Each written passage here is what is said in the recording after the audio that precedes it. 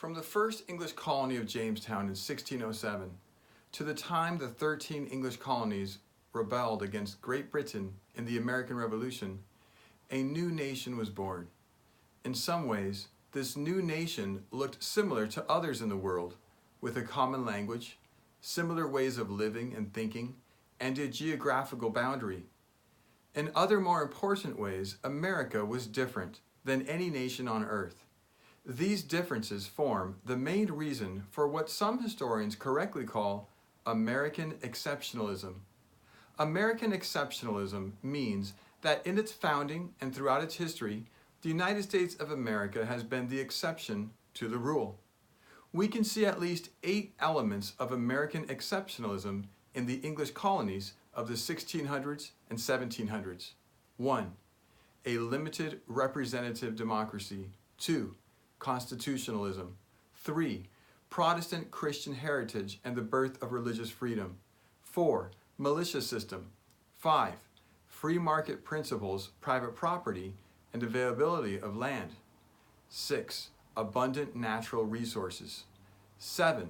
Rebellion against an unpopular government. And 8. Accessible education. Let's look at these 8 in closer detail now. Number 1. Limited representative democracy. In most of the colonies, the government consisted of a governor and council appointed by the King of England and a legislature and judiciary elected by citizens of the colony. The first legislature in colonial America was the Virginia House of Burgesses. The American Founding Fathers recognized the legislature as the most important branch of government. The legislature makes laws and taxes citizens. The fact that English colonists could choose their lawmakers is exceptional. This represented the greatest political participation of people in the world. In no other country did average people have the right to vote. Some may argue that it was unfair that slaves, free blacks, women, and at first men who did not own land could not vote. If we judge history by today's values, that is true. However, this is not a fair comparison. In the 1600s, throughout the world, only those lucky enough to be born into a royal family or who took power violently could participate in government. Compared with this fact, the English colonists were the freest people in the world. 2. Constitutionalism. Constitutionalism is a set of ideas, attitudes, and behavior based on the principle that the authority of government comes from a body of fundamental law. It means that government is limited by its laws and the practices of law and government over a period of time. The rule of law is another concept that is part of constitutionalism. The rule of law means that a country is governed not by the opinions and whims of its rulers, but by written laws. Constitutionalism and the rule of law are 2 concepts that make it impossible for a ruler to take full control of a government. In the English colonies, each colony had a written charter, with the laws of the colony specifically written.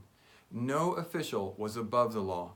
In 1639, for instance, colonists wrote the Fundamental Orders of Connecticut.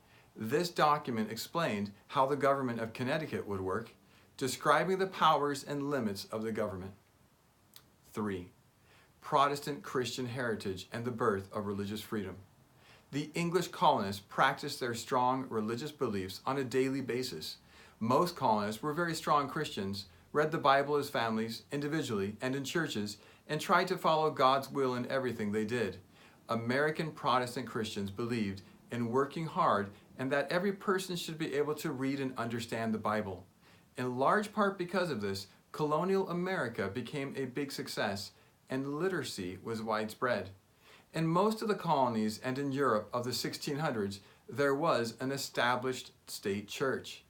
Virginia required Anglican membership. Massachusetts required Puritan membership. Those of other faiths could not live in these colonies. As in Europe, church attendance was mandatory, and people were fined if they did not attend. In some colonies, individuals could be publicly beaten for not following the established church. 3 English colonies led the way in establishing freedom of religion: Rhode Island, Maryland, and Pennsylvania. Each of these three colonies was founded by people who disagreed with the Anglican Church, but who did not want to persecute peoples of other faiths.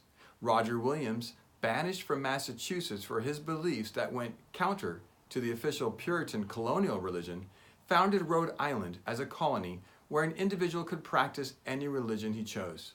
William Penn, a Quaker, founded Pennsylvania and established religious freedom there. Lord Baltimore, a Roman Catholic, founded Maryland, the land of Mary.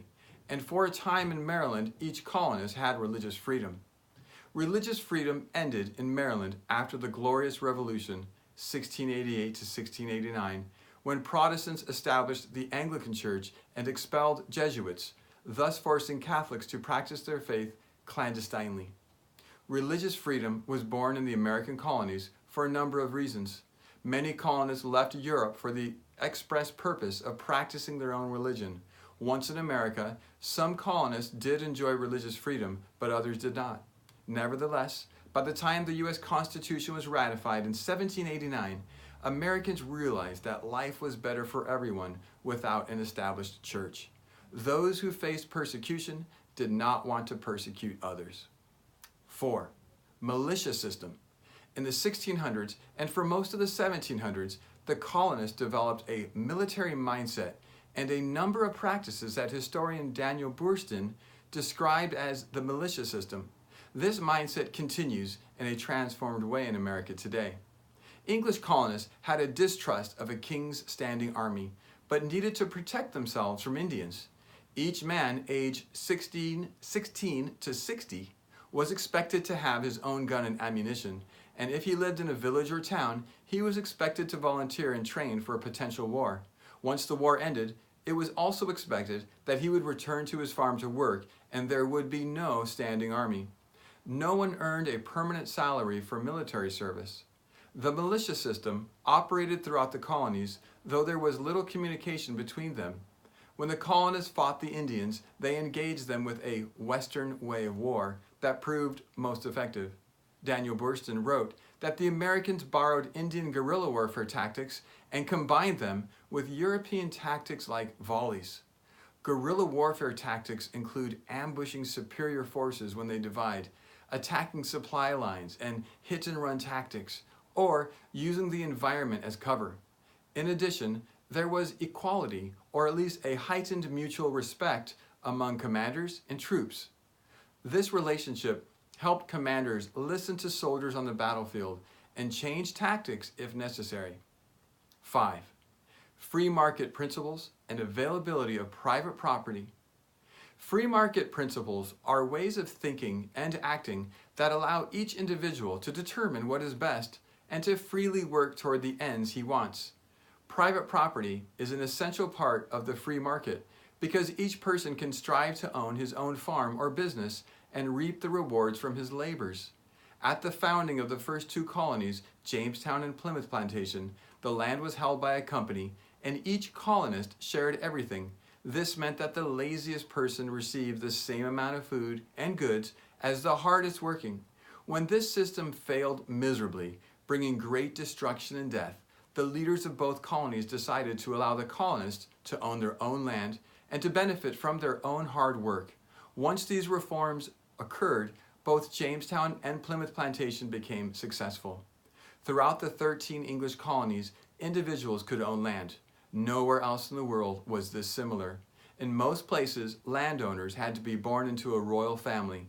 This unmatched right to own private property drew many Europeans to settle in the English colonies, and it was a major reason why the English colonies became so prosperous. 6. Abundant natural resources.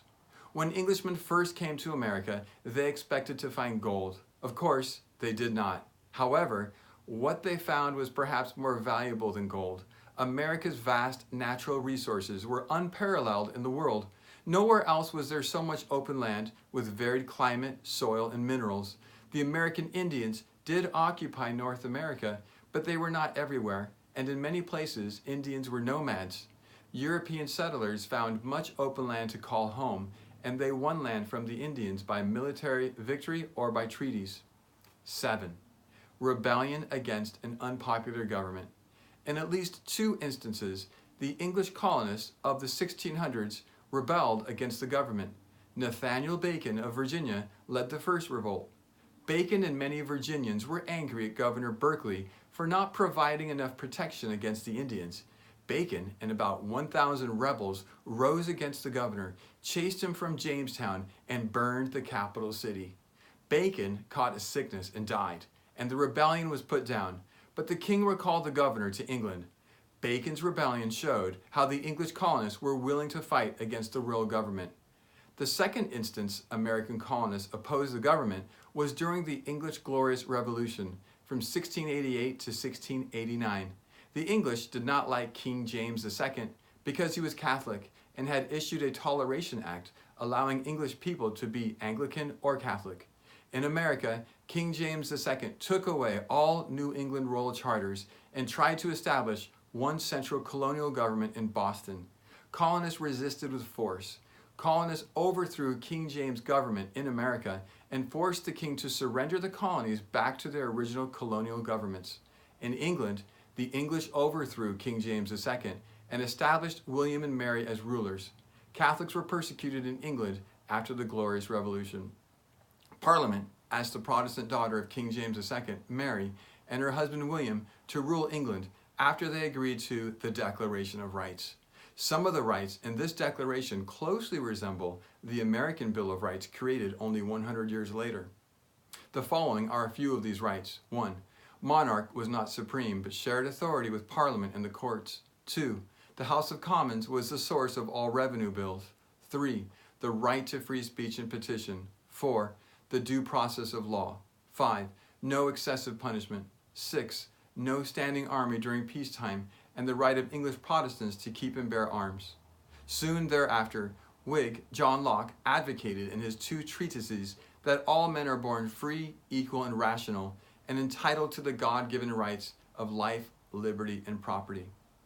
And number 8 for our 8th reason of American exceptionalism is accessible education. For education, colonists of the 1600s learned nearly exclusively in the home. Because the great majority of colonists were Puritans, Anglicans, or other Protestant religions, parents felt it necessary to teach children how to read and understand the Bible. As the Old Testament and New Testament in the Bible are challenging, most English settlers had a good command of reading. At the time of the American Revolution, Americans were among the best educated people in the world.